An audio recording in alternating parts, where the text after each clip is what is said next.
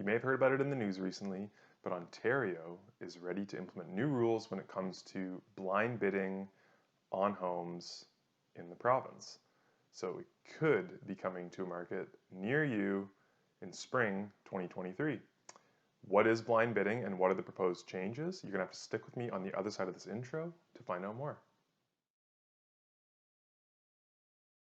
Hey everybody, it's Rob Marsiglio here from the Robert Marsiglio Realty Group, and today I'm very excited to talk to you about these proposed changes to the bidding process buying a home in Ontario. Before we get into the details, I'd love if you could subscribe to the channel if you're enjoying it. Please like this video, turn on notifications so you don't miss any time I come up with some new content for you, and share it with a friend who may be looking to learn more about the current bidding process as well as the proposed changes and kind of just how I feel it's going to affect things going forward. So to start, what is blind bidding? Blind bidding is kind of currently how homes are purchased in Ontario. And it really affects things when you have multiple parties, multiple interested home buyers putting an offer in on one property. So let's say that all the parties, there's 5 of them, they put in an offer on a house.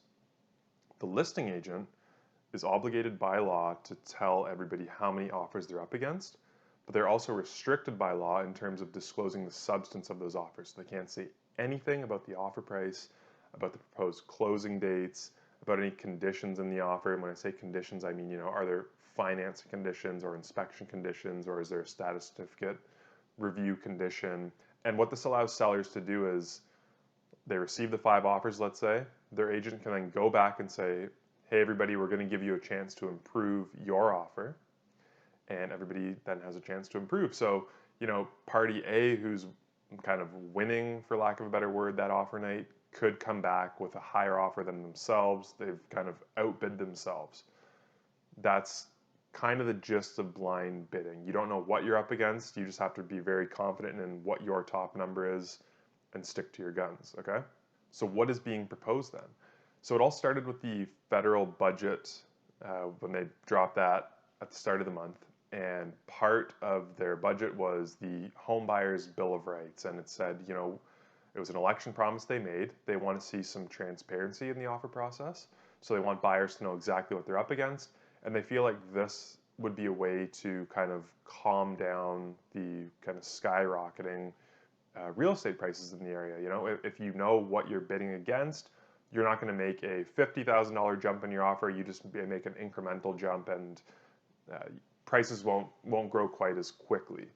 So to jump onto that, the provincial government in Ontario, they said, okay, so what we're going to do then is we'll give sellers the option to choose. Do we want to do an open bid or do we want to do blind bidding? So again, when I said open bidding could be coming to a market near you, it's because every single seller is going to have that option. So as of April 1st, 2023, a seller who is selling their home can choose to have an open bid as opposed to a blind bid. They could tell their realtor, they could tell the brokerage listing their home, hey, we want you to disclose the substance of all these offers to every single party who's interested, so that it's a kind of level playing field for everybody coming to the table tonight. So who does this really benefit? If you think about it logically, it doesn't benefit the seller because, again, not that I think it's right. I don't like to have somebody upbid themselves. As a listing agent, it's my job to get my seller the most money possible though. So I think this strategy does allow sellers to maybe get a little bit more money from a buyer, but this doesn't benefit a seller, in my opinion. It really benefits the buyer with the highest offer. That's who this open bidding is going to help out. Because again, if you're in a position where you're in first, why would you improve your offer until you know that you have to? So I think that, again, this doesn't help the sellers. It's just going to help that buyer who has the highest offer on the table already.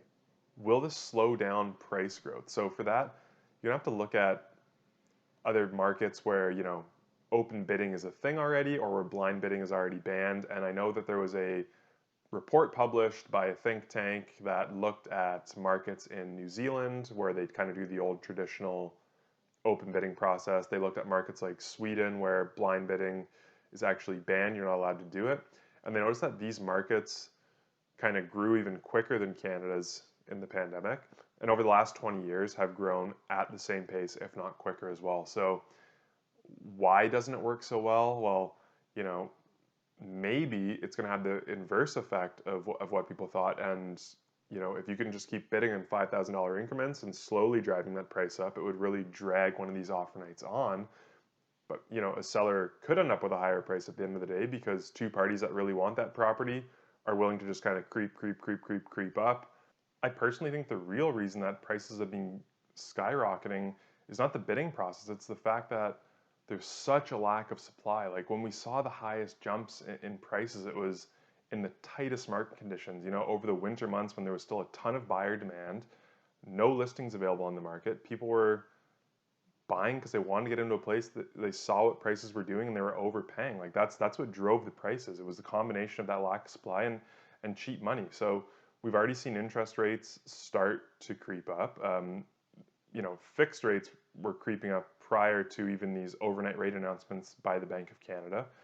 That's probably played an impact a little bit already on a buyer's psyche and home prices.